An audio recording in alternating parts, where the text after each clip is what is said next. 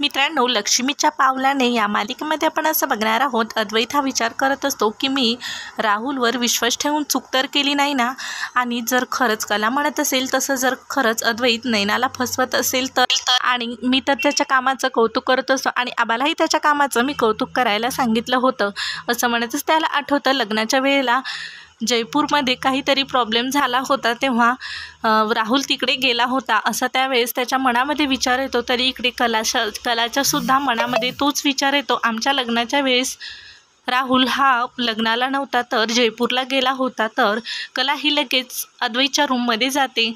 तर कला ही अद्वैतच्या रूममध्ये बघून अद्वैत म्हणत असतो, तू इथे काय करतेस? तर कला म्हणत असते, मला एक मुद्दा आठवला म्हणून मी इथे सांगायला आली. तर अद्वैत म्हणत असतो, बोल मग. तर कला म्हणत असते, आपल्या लग्नाच्या वेळेस खरंच राहुल हा जयपूरलाच गेला होता का? तर अद्वैत म्हणत असतो, तू या जगामध्ये एकटीच हुशार आहेस का? असं म्हणतच अद्वैत हा कलाला बोलू लागतो. तर कला म्हणत असते यापुढे मी तुला काहीही सांगाय येणार नाही, तुझं तू बघ. असं म्हणतच कला तिथून जायला निघते. तर अद्वैत म्हणत असतो, माझ्या मनामध्ये सुद्धा हाच विचार आला होता. तर असं म्हणत कला तिथून निघून जाते आणि इकडे अद्वैत मात्र जयपूरला फोन करून चौकशी करत असतो.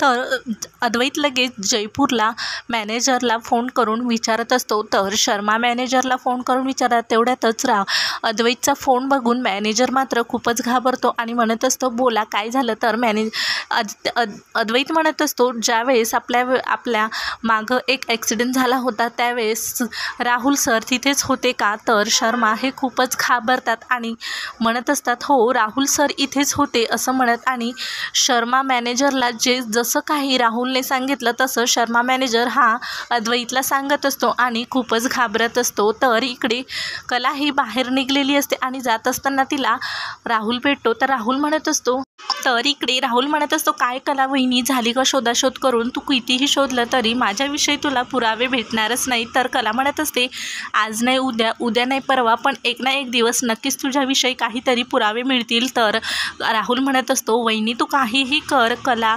असं म्हणतच तर कला आणि राहुलचं बोलणं चालूच असतानाच राहुलला शर्मा मॅनेजरचा फोन येतो आणि राहुल तो फोन बघताच राहुल खूप घाबरतो. तर कलाच्या लक्षात येतं फोन कोणाचा असेल ते. राहुल मात्र तो फोन रिसीव करत नाही आणि कलाला म्हणत असतो, कला वहिनी आपलं बोलणं अजून बाकी आहे, भेटू नंतर. असं म्हणतच राहुल त्याच्या रूममध्ये निघून जातो आणि परत तो स्वतःहून शर्माला फोन करतो आणि विचारत असतो, काय झालं, का फोन करताय? तर मॅनेजर म्हणत असतो की मला अद्वैत सरांचा फोन आला होता आणि ते तुमच्याविषयी विचारत होते. राहुल म्हणत असतो, मग तुम्ही काय सांगितलं अद्वैतला? तर शर्मा मॅनेजर म्हणत असतो, तुम्ही जसं सांगितलं तसंच मी अद्वैत सरांना सांगितलं, पण अद्वैत सरांना जर खरं सर्व काही कळालं तर माझी नोकरी जाईल, माझं सर्व घर माझ्यावरच अवलंबून आहे, मी फक्त एकटा कमावता आहे. तर राहुल हा त्या मॅनेजरला धमकी देतच म्हणत असते, तुम्ही जर अद्वैतला सांगितलं तर अद्वैत जे करेल ते तुमचं करेल, पण त्याआधी मी तुम्हाला बर्बाद करेल आणि तुमच्या फॅमिलीला. असं म्हणतच राहुल फोन ठेवून देतो आणि म्हणत असतो, या कलाचं काहीतरी करावंच लागेल.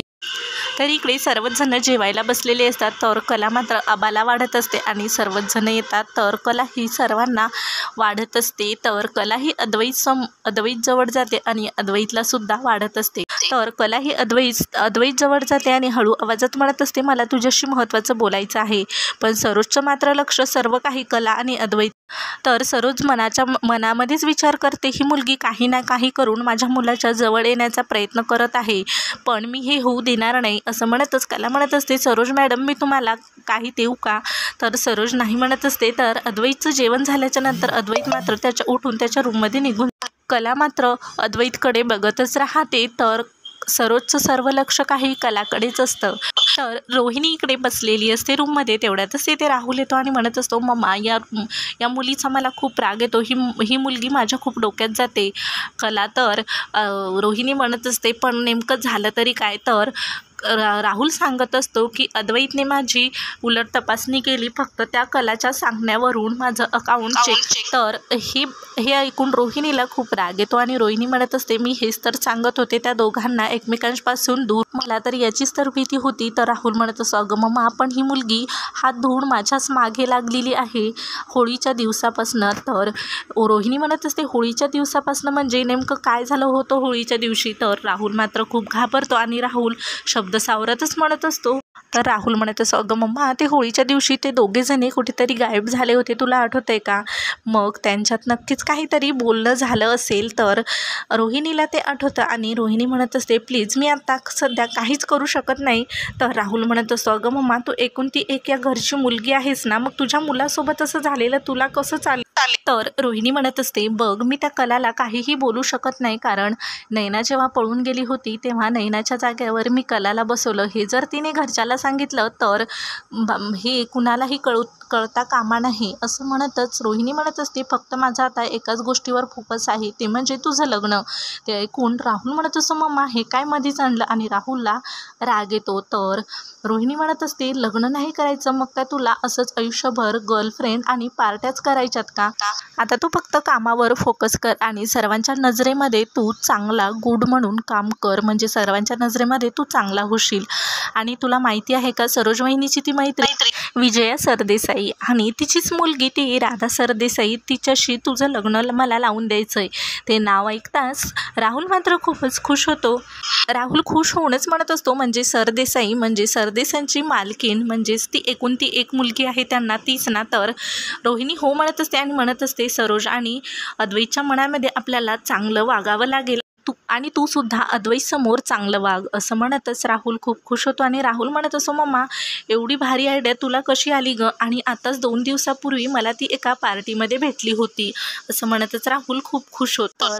कला आणि अद्वैत हे दोघेजणही एकाच वेळेला विचार करत असतात आणि कला म्हणत असते, हा राहुल त्या दिवशी दुसऱ्याच मुलीला बोलत होता, म्हणजेच हे नेमकं किती मुलीला फसवत आहे. तर इकडे अद्वैत म्हणत असतो, खरंच जर राहुलने नैनाला फसवलं असेल. कला म्हणत असते, राहुलने 8 लाखाचा घोटाळा केलाय आणि हे जर मला पुरावा म्हणून सिद्ध झालं तर मला माझं काम सोपं, आणि राहुलने नेमकं हे पैसे कुठे खर्च केले हे मला शोधावं लागेल आणि नैनाताईच्या अकाउंटवरून तर मला हे नक्कीच कळेल. तर इकडे अद्वैतसुद्धा तोच विचार करत असतो. तर अद्वैत म्हणत असतो, मी जर राहुलचे बँक अकाउंट चेक केले तर मला कळेल, म्हणजेच राहुलने ते पैसे कुठे खर्च केले ते. तर अद्वैतचे लक्ष हे कलाकडे जाते आणि अद्वैत म्हणत असतो, ही अति आगाव इथे एवढ्या रात्रीची काय करतेस? आणि पाय चालवून काही फायदा नाही, डोकं चालवावं लागतं. असं बोलत असतानाच अद्वैतचा पाय दुखू लागतो आणि अद्वैत म्हणत असतो की हिच्या आधीच मला पुरावे गोळा करावे लागतील, नाहीतर हिच्या हाती जर लागलं तर ही परत आबाच्या नजरेमध्ये म्हणतच अद्वैत त्याचा पाय दुखत असताना तो रूममध्ये निघून.